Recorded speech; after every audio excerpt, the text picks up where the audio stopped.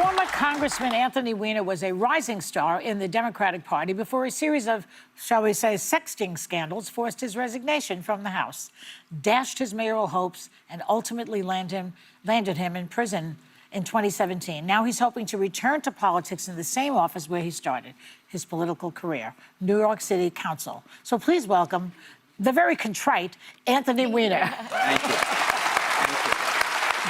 Am I right when I say contrite? Yeah. Yes. By the way, was this where Kamala Harris was sitting when she blew up her campaign? Was this the Yes, spot? it was right there. I hope I don't have the same fate. Yeah. So, Anthony, when you got out of the Who's Gal, Yeah, it's great. Just make fun of that. you vowed that you would never be on a ballot again. You said that, and now you're running for New York City Council. So why are you doing this?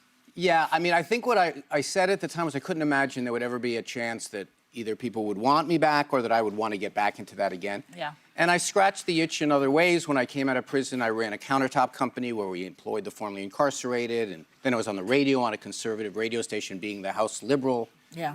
But when I woke up in November of 24 and saw the election results, but more than who won, I looked around New York City and saw how many fewer Democrats even turned out to vote. And I started to say to myself, something is seriously wrong here. And I tried to get to the bottom of it, and I said, listen, people should be active and run no matter how the politics work out. But we're in hardcore anti-Trump territory, and Trump did better. And I started looking around, and I realized because the candidates that were running, even in local offices, were doing everything possible to run like a frictionless campaign where they don't say or commit to anything that might antagonize anyone. And if there was anything we learned in 2024 is that voters were letting out a shry, as we say in Yiddish. They were letting out a cry that they wanted things to change. Yeah. And so when I was going around my neighborhood, just as a civilian, saying someone should run for office who's doing something different, people would say to me, you're right, why don't you do it? Yeah. And the answer kept being, because people would be mean to me, they'd say nasty things or they'd talk about my past. That's not a good enough reason, I didn't think, not to get off the couch and try. Because you were out there. You really spoke to the people in a very good way. And I was very unhappy that you got yourself into hot water, because you would have been a very good person in the Democratic thing last time when he was running.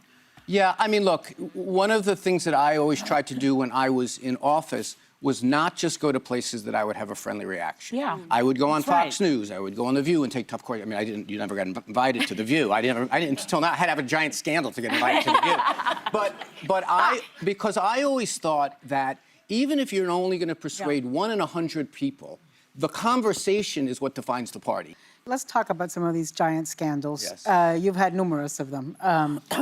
You resigned from Congress in 2011 over a sexting scandal. 2 years later, you stepped down from the mayoral race after sexting again under the alias Carlos Danger.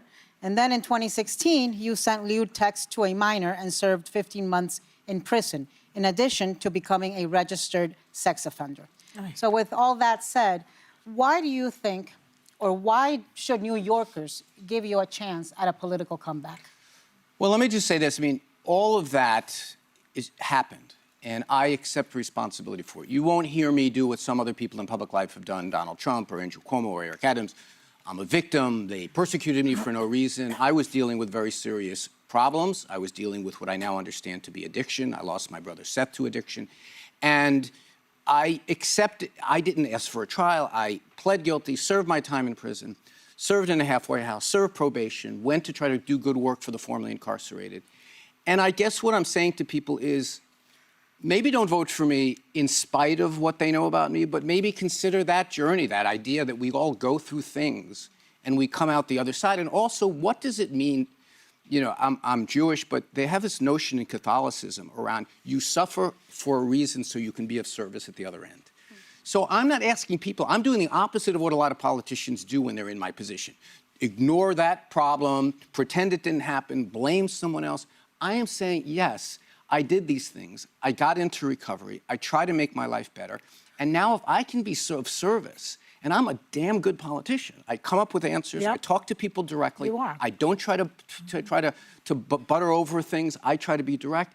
Then why shouldn't I? And if it's just because I have bad things in my past, that's not a good enough reason. I mean, look, all I can ever be is who I am right now. Yeah. And that brought me to this space.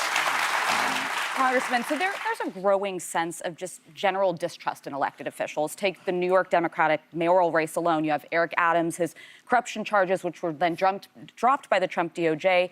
Former Governor Cuomo resigning over sexual harassment allegations. Scott Stringer has also been accused of sexual harassment. Now, they all deny these allegations.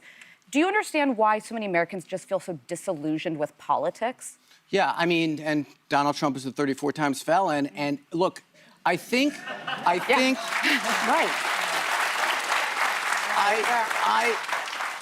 you can draw two conclusions. One is people don't care. I don't believe that. I think people do care.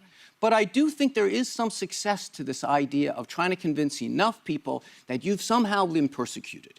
And I think what politicians sometimes don't realize is voters don't expect you to be some kind of paradigm of greatness. They want you to be an honest, authentic, full person, okay? And I don't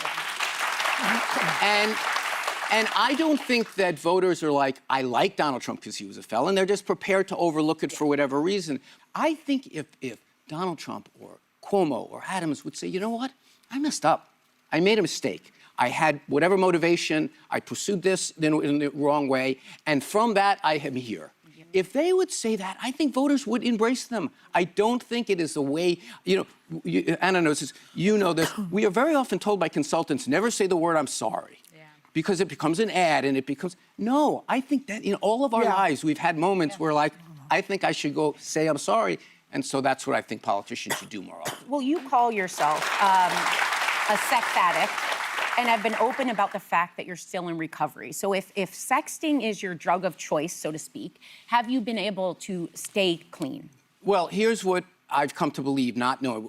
All throughout the period that Anna described, I had no idea what was going on.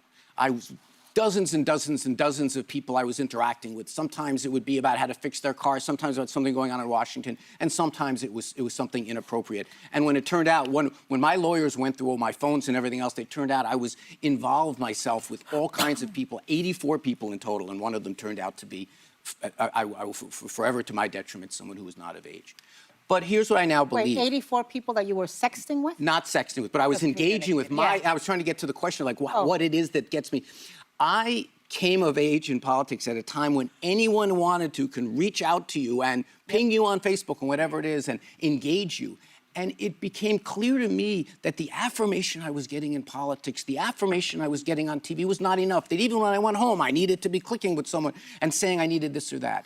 I now see that if you define addiction as trying to stop and not being able to, despite increasing consequences and needing more and more of a thing, that's where I was about all of that interaction. So I'm in recovery, but I've learned, the first thing you learn when you're in recovery is you're not a former addict. You're either in treatment, you're either in recovery or you're not, and I am gratefully in recovery. So one thing I think voters would want to know is you've owned up to the fact that this was a repeated problem.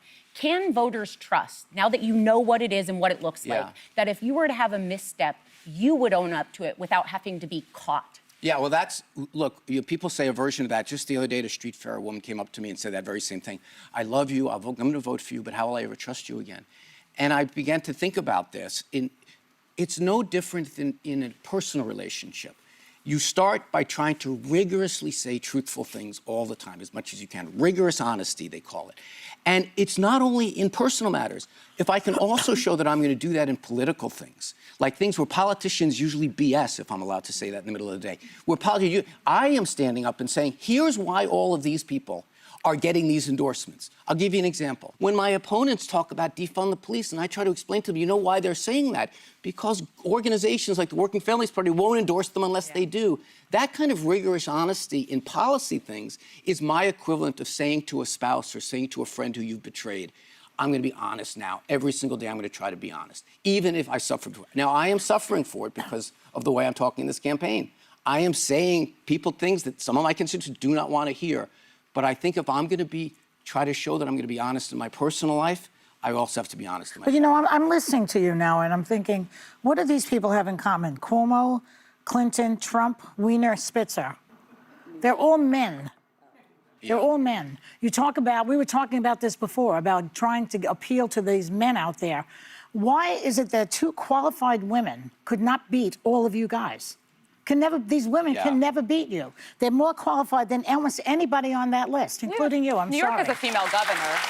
Well, by happenstance. Yeah. I mean, look, I've given this a lot of thought. As you know, I was married for a long time to Huma Abedin, who, by the way, I think she sat in this chair. Yes. She's She's amazing. brilliant, yeah. She's amazing.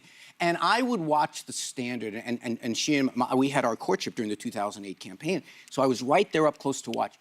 The standards that women have to live up to in everything from what they wear to how they talk to the intonation to the inflection. The number of time I heard someone comment about Hillary Clinton's laugh, and I have heard Chuck Schumer's But laugh. her email. Oh, the email. I think there is something to that. The problem is it's a little bit too easy an answer, though.